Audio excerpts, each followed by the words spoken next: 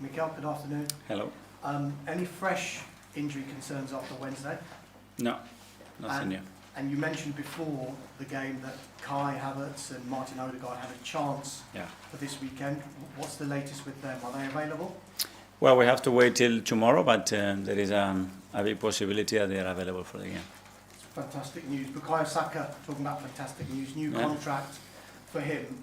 A lot of your key players have committed their long-term futures to the club, but did this one in particular feel a little bit extra special?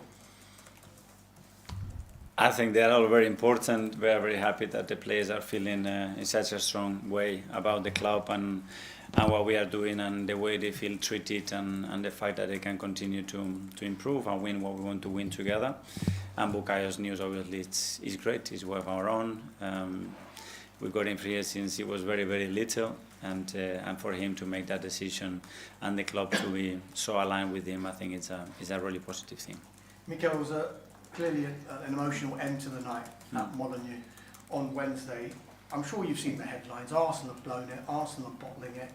But from what you've seen with your players, how have they reacted since? And have you seen anything in the mentality since then and over the past couple of weeks that's concerned you or worried you at all? What I've seen is a tremendous reaction again, and I'm not surprised at all. I mean, when you lose points, or in the last kick of the game again, in a very unpredictable manner, I would say, because to predict somebody with a 0.2 expected goals probably and one shot to concede an equalizer, the manner that we did it, is nobody can really understand that. But this is football, and that's the beauty of it. And that was a chapter. So we have a long season. Chapter 27 says, okay, we draw against Wolves in this manner. What I'm very interested is about the next one. Is what we are made of. Okay, what do we do about this, and how we write our own destiny from here and going forward. And that's it. And you have to react to that because life moves on. The result has to stay unfortunate as it was. There is nothing else we can do. What we can do is a lot. Is what's going to happen next. Talking about chapters, if you looked at the fans at the end of that game, they looked totally crestfallen, like it may be the end for Arsenal. But clearly, there's still a long way to go. What would your message be to those fans just now? Because the immediate reaction is tough, you know. You put so much. You look at the first half and actually what happened in the game. Even I was very post-match as well about the standards that we showed. It was much better than expected, but it's still not enough to the standards that we required. Very difficult to understand. So it is a shock in the system, but they've been incredibly good without. And we wanted to give them the victory. We couldn't, and we have to move on. You say move on. It's a small matter of a North London derby next. Tottenham Hotspur may see this as an opportunity to dent your title chances, but from your perspective, is this almost maybe the perfect fixture for Arsenal after what's happened in the last couple of games? It's the one we have after, and it's the one that we cannot wait to play. If we could play today, I think we would all love to play today to get that feeling that we have in our tummies and use it in the right way, and we'll have to show on Sunday. How big a challenge is it preparing for this game, particularly that they've got a new manager? Because I'm sure you would have prepared for Tottenham Hotspur knowing that Thomas Frank is in charge, and this is now his first game in Igor Tudor. Well, I think it's happened 7 times already to us this season, so we are getting used to it.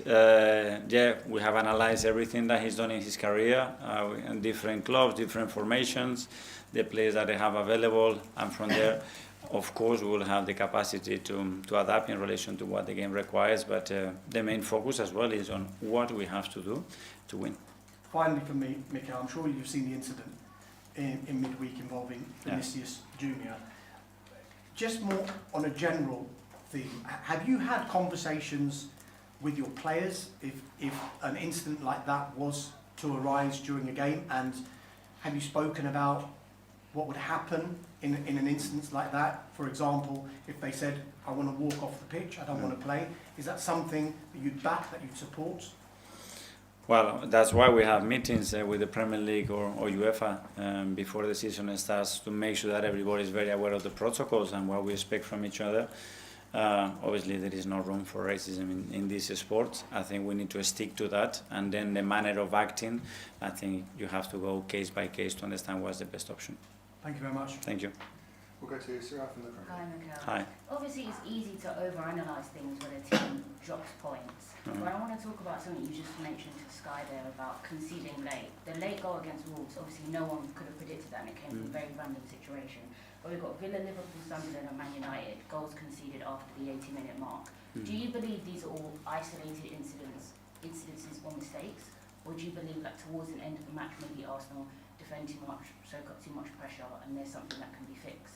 I think every game has had different situations. We have one as well against Palace in the Carabao Cup as well in the 90-something. So yeah, there are different situations to analyze. Certainly, it's not the intention to defend any result. That's not the mindset of the players. Sometimes you have to be creative with a position, and sometimes because you are not doing exactly what the game demands in certain aspects with the ball, which is more what happened on that one, but soaking pressure without conceding a single shot as well, which is the reality of what happened. The Villa one was, in my opinion, very different the last 7 or 8 minutes of that game. We've seen Zubimendi and Timber's stats, they're the highest outfield players for their minutes this season, and we could say, as we approach 12 games left, they're looking fatigued and their level of drop, which is normal. For me, they look great. Yeah, they do, obviously, it's normal for some players to drop. But I've asked you previously about Norgard, I'm going to ask you again. When it comes to sometimes when players do that regular drop in performance, what are you assessing ahead of picking your team that maybe Norgard can't come in sometimes and replace Zubimendi?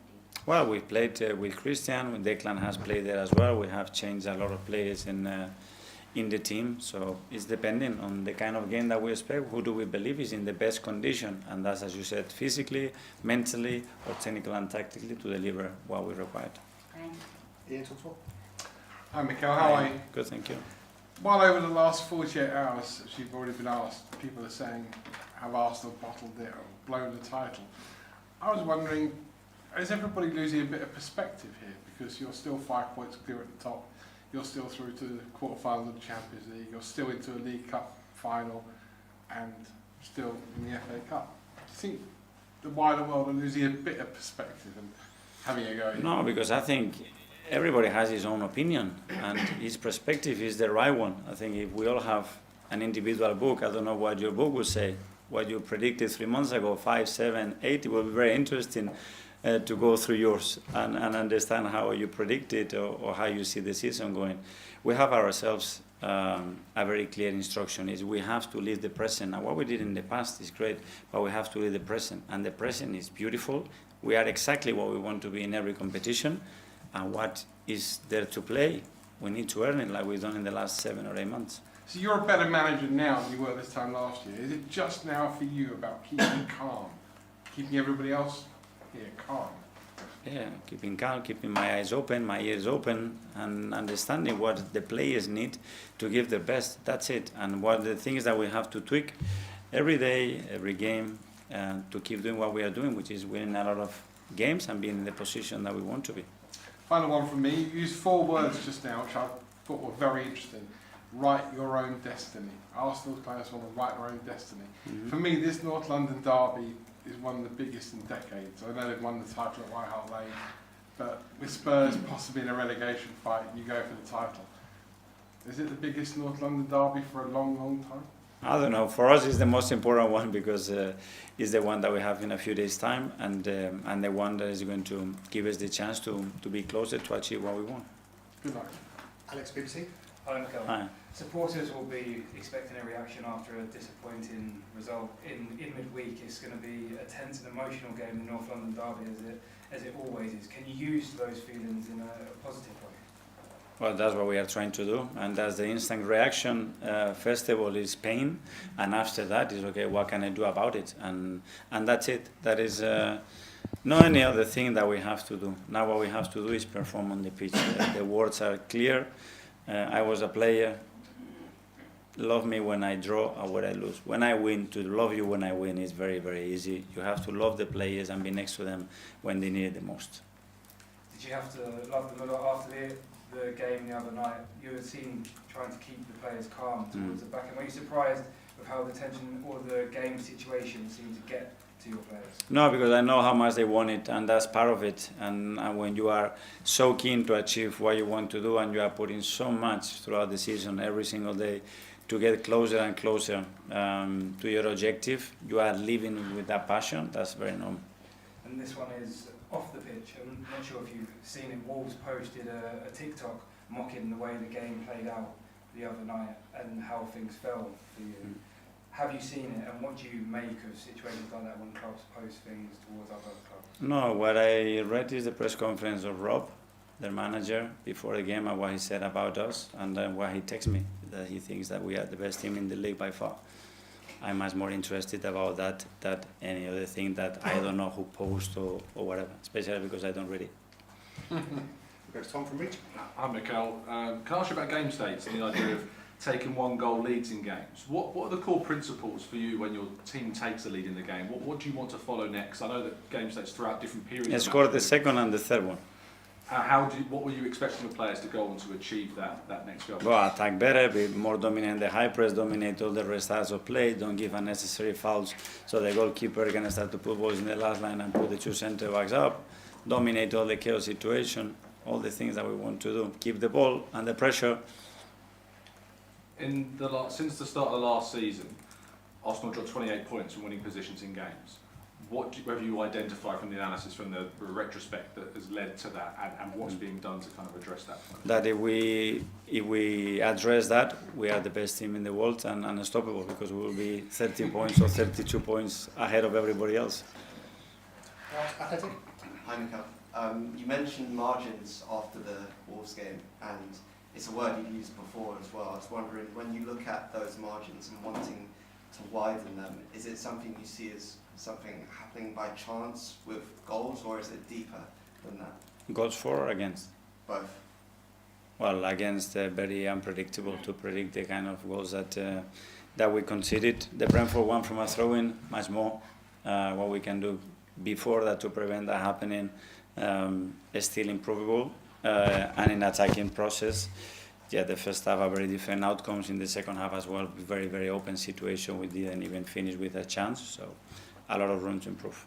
And just on Saka and Havertz, you said Havertz has a possibility of being available, and both of those players have played as some number 10s recently. I was just wondering, with them both available, would you, I guess, like using them in a combination that you haven't so far? So, I don't know, with Kai being able to play those positions. We can. Depends as well on the availability of those players in terms of the load that he can absorb. Bukayo was okay to start the game, but we knew that he could not finish the game, so we had to get him out because probably he was going to start to cramp or take a risk with the previous injury that he had, and we didn't want to do that. So, depending the state of the player, how much we can use them. Okay, we'll do the last couple now. Matt from Standard. Hi, Miguel. Is Leo okay for Sunday? Look like He's fine, And you've had a lot of big players sign long-term contracts over the last 6 months. Obviously shows the faith they have in the club. Do you need to now win trophies for that to remain the case, and players to still be convinced that this is the right place? Well, up to now, that hasn't been the driving force probably for them to make that decision. So we will see from here forward. I don't know. And for the players, obviously this is the 4th season in a row now you're coming into this time of the season, still being in the thick end of the title race. Do you think it's becoming mentally tougher, or is it sort of an advantage having had those experiences? I think it's becoming more and more exciting, because that means that you are closer. The more repeatedly you are in these kind of positions, you're going to win it. The same in the Champions League. You don't get to the quarterfinals for, how long was it? 20 years? Or semi-final. It's impossible. You have no chance. You can dream whatever, but you have no chance. So first of all, you have to be there. And then in April or May, that will get decided who is the best, who can get over the line. Okay, James, yes. Hi, Mikel. You mentioned the XG of that first Wolves goal, and you conceded a lot of low XG goals this season, more than I think any other team, if you got the data right. Can you explain why that's happening? Is this a coincidence, or is it, is there something you're doing wrong? Probably a bit of both. I mean, we would have to go goal by goal, but somebody from a really low scoring position can put the ball in the top bin. What are the odds for that to happen? Also, it was like putting the ball in the top corner and costing you points. I don't know. Depends. And the players here in this league, they have a lot of quality as well. That's a credit to them. and you can see sort of quite a high proportion of your shots and XG and chances from outside the box. Can you be the best team defending in the penalty area and still be the best team defending outside the penalty area? Yeah, that's what we want. There are certain margins there in terms of when we approach the player, the space that you cover in relation to the defender and the keeper. So there are things that we are constantly working on and try to improve them. OK, first tonight, some much-needed good news for Arsenal after that disappointment of last night's 2-2 draw with the Wolves. Bukayo Saka has signed his new contract. Sam, look, really keen to get your thoughts on that in a moment. But first, let's talk the title race. Just how significant was that result last night?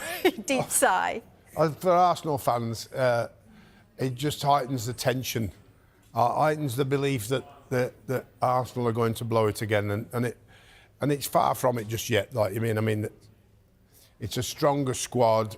The strength and depth of the squad is greater than ever before. Maybe they're a little too anti-risk.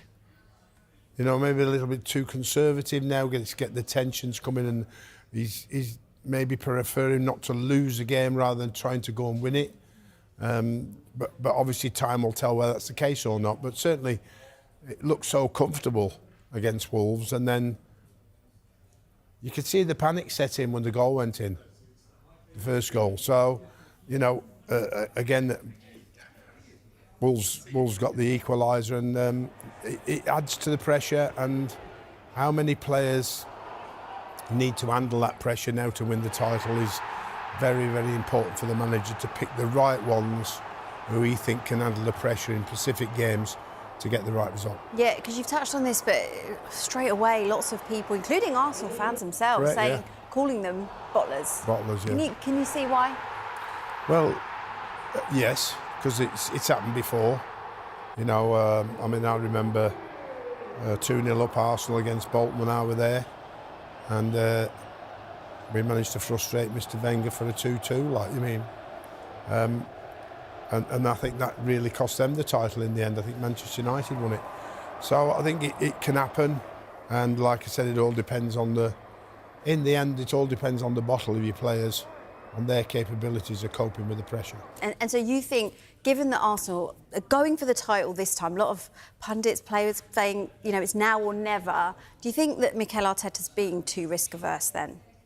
I think it's difficult to tell because they've won so many games. I mean, you know, and is it the players and not him? So he might be as positive as he's always been. He might be giving the right vibes, but it's just the players' anxiety that he has to try and feel. And if he's feeling that anxiety, how do you get over it? How do you help the player to get over it? What do you do? What do you do? What would you do? This is me. Yeah. Like, you know, I'm unique to me. So I'd go, Certainly are. Take 3 days off. Go home. Never mind all this training. If you're not fit enough now, why bother? I mean, we're what is it? How many games into the season? Have they played 45, We've 50 got a games? third of the season left, yeah. Yeah, but they've played about nearly 40 games anyway, haven't they? Go and have some time with your family, go and rest, go and relax, go and get your mind right, and then come in for 2 days and get ready for the next game. So the pressure's the pressure's away, the pressure's not on them. The mental pressure on a football player is the cause of a disrupted performance, not the physical. But it's quite a tight schedule, isn't it? So does it allow for 3 days No, it probably off? doesn't, but I mean, it certainly can. You can try and fit it or squeeze it in somewhere. And I think that fitness of the squad from now to the end of the season is another massive bonus on the amount of players he needs to keep fit, because rotation is particularly important now, and like I said, mental agility, mental toughness should see him through, because ability-wise they've got it. You mentioned that in terms of he needs to pick the right ones who are strong to get through to the end. Yeah. Who is that for you? Well, I think certainly it comes from the rear guard, it comes from the back line, it comes from the one who will stand there and be counted and will take anything that comes to him, that gives the lads in front the confidence to express themselves more and go on and play. And they say, go on, we'll put the back door, we'll shut the back door. And that's where Arsenal, why they've been at the top of the league so long, because it's been so hard until recently to score a goal against them. So players can go off and know that behind them they're so good that they don't concede a goal. And at the moment, that's just wavered slightly, and certainly particularly against Wolves. So the back four, particularly the goalkeeper, need to keep a brave, clean sheet and continue to stop that resilience on not conceding a goal, and that will give obviously the more productive players the opportunity to do more creativity. Yeah. After the game, Arteta said, we need to take the bullet because performance wasn't good enough. But he did seem fairly relaxed. But big game coming up on Sunday. Is the North London derby the game that they need to bounce back? Well, I think the difficulty is him not being able to plan against the opposition, because he has no idea how the new coach at Tottenham's going to play. He hasn't got a clue, unless he's sent a spy out. You know what I mean? Which we've heard before. Yeah, Mr. Bielsa, was it? Well, at Leeds, sending out spies to see what the opposition are doing. So he will have no idea how Tottenham are going to line up, or who is going to, and what position Tottenham are going to play, or how they're going to play. So that's a bit of a, if anything, a little bit of a bonus for Tottenham, because it could catch Arsenal by surprise. But the hype in the game and the fact the intenseness of the game will be really, really high, and whoever masters that the most will be the one that comes out on top. So Tottenham probably before this would have been written off a lot more than they probably will do. Yeah. Do you think it's going to be a tough game for Arsenal this week? Yeah, but I still think Arsenal will win. I do. Of playing in the derby and producing the right performance to win.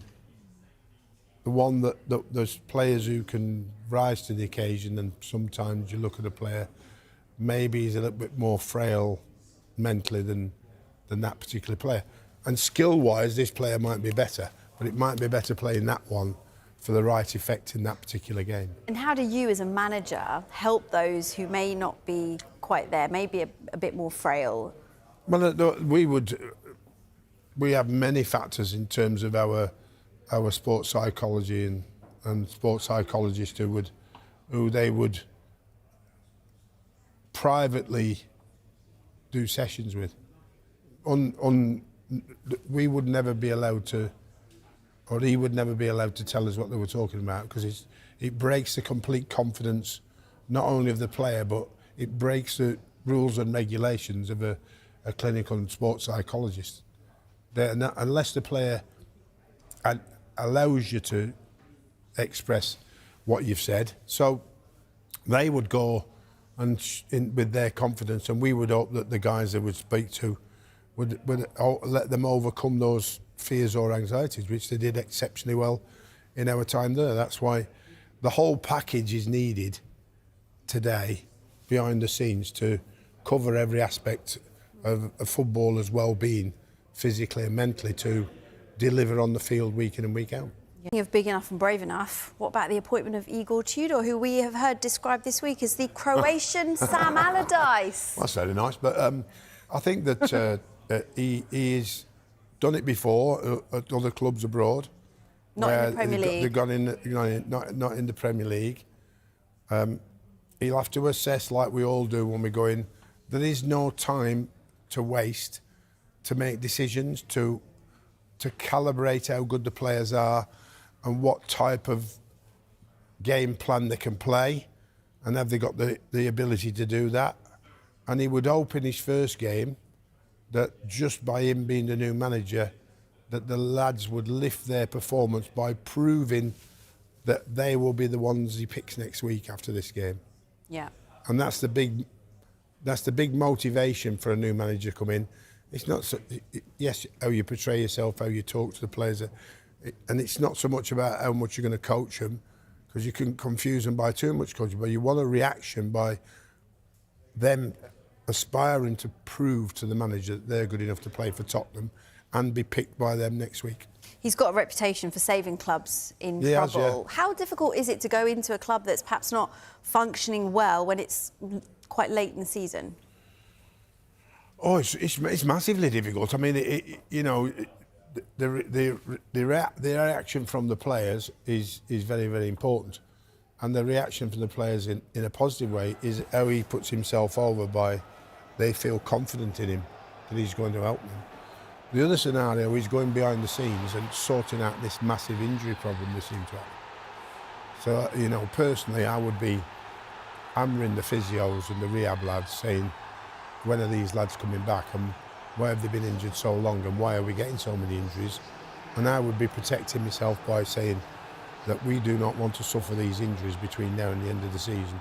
Certainly we'll have injuries, but not as many as we're suffering now, because obviously the team has struggled because it can't cope with those players missing. And then, of course, you've got the captain who's been irresponsible. Yeah. So he needs to deal with him. And how difficult will it be, the fact that, there may be somebody else in charge next season? In terms of the players and their mindset, will they still be fighting for his attention? Well, I think it's easy to say that if we all get the right results, I'll be here next year, but only if I get the right results. Because you can get the right results and they will give you the position, even though perhaps in the beginning right now they think they'll be looking for somebody else. But who do Tottenham get? Who do they get? Maybe Pochettino? They've had every. Is it right somebody goes back? Would he be the same? He's been a long journeyman since then. Those days of the team that Tottenham had and the passion that he showed and the team that he had. Does he look at that and say, how am I going to get that team back? Because he's going to be judged by that team. Or is he going to go to the board and say, where's the hundreds of millions I need to make that team again? So we need the best part of 200 million, in my opinion. Do you think Tudor will help Spurs to stay up? I think so. But based on his previous times at going in a period like this where it's needed to stabilise the club and get it out of trouble. And like I say, there's still plenty of time for Tottenham to achieve that. And certainly keeping Solanke fit for me is very, very important. And of course, I think he only needs to improve Tottenham defensively for them to win a game. Last question on Tudor. Is he the Croatian Big Sam? Time will tell. If he gets him out of trouble, yes. Yeah. If he doesn't, he's failed.